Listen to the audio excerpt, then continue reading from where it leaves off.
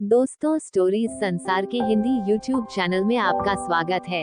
आज की कहानी है माफी ही काफी द्वितीय। सुरेश और सरिता की शादी को 2 साल हो गए हैं। सुरेश की देर रात तक ऑफिस का काम करने और घर पर भी ऑफिस का काम करने से उसकी पत्नी सरिता बहुत परेशान रहती है। सुरेश अपना सारा समय ऑफिस के कामों में व्यतीत करता है। उसके पास घर के सदस्यों के लिए समय ही नहीं है। अब सरिता ने भी अपने आप को समयानुसार ढाल लिया है। अब उनकी शादी को 7 साल हो चुके हैं और उनका 5 साल का बेटा सोहन भी है। लेकिन इतने सालों बाद भी सुरेश ने अपनी आदतों में कोई सुधार नहीं किया। सुरेश रोज की तरह देर रात तक ऑफिस का काम करने के बाद घर पहुंचा। सुरेश के पास घर की अतिरिक्त चाबी है। दरवाजा खोलते ही उसने देखा कि उसका 5 वर्षीय पुत्र सोहन सोने की बजाय उसका बेसब्री से इंतजार कर रहा है। यह देख सुरेश को बहुत अच्छा लगा कि उसका पुत्र उसकी प्रतीक्षा कर रहा है। लेकिन अंदर घुसते ही उत्सुक पुत्र ने पूछा, पापा क्या मैं आपसे एक सवाल पूछ सकता हूँ? सुरेश ने कहा, हाँ पूछो, क्या पूछना है? पुत्र कहता है, पापा आप एक दिन में कितना कमा लेते हैं?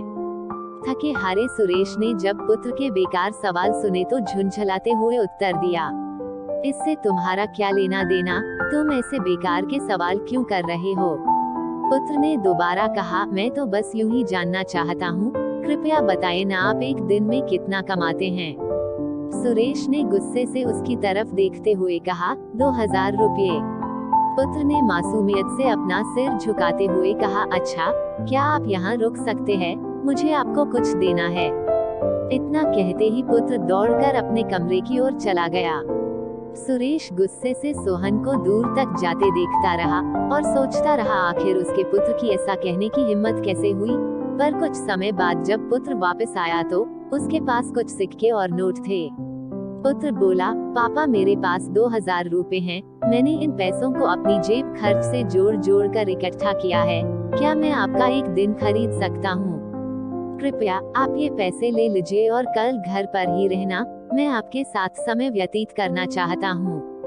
इतने में सरिता भी आ गई और बोली, इस जीवन की कश्मकश में आपने पैसा तो बहुत कमाया है, लेकिन आपने स्वयं को कहीं खो दिया। आपने स्वयं को इतना व्यस्त कर लिया कि आपके पास अपनों के लिए भी समय नहीं है, जो आपके जीवन में सबसे ज्यादा महत्वपूर्ण स्थान रखते हैं।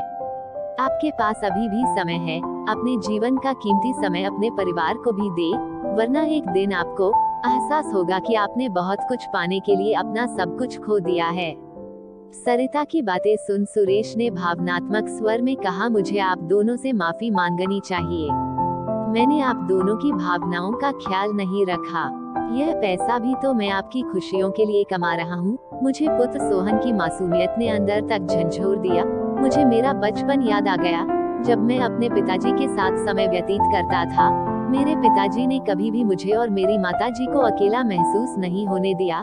लेकिन आज जब मैं स्वयं पिता और पति बना तो मैं कैसे अपनी जिम्मेदारियां भूल गया।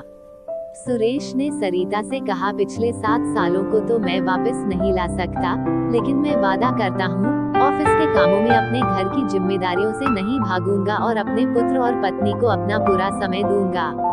यह सुन सरिता का मन भर गया और उसने प्यार से सुरेश को गले लगा लिया। फिर क्या था, समय के साथ सुरेश भी अपने वादे पर अड़िग रहा और तीनों खुशी खुशी अपना जीवन व्यतीत करने लगे। धन्यवाद।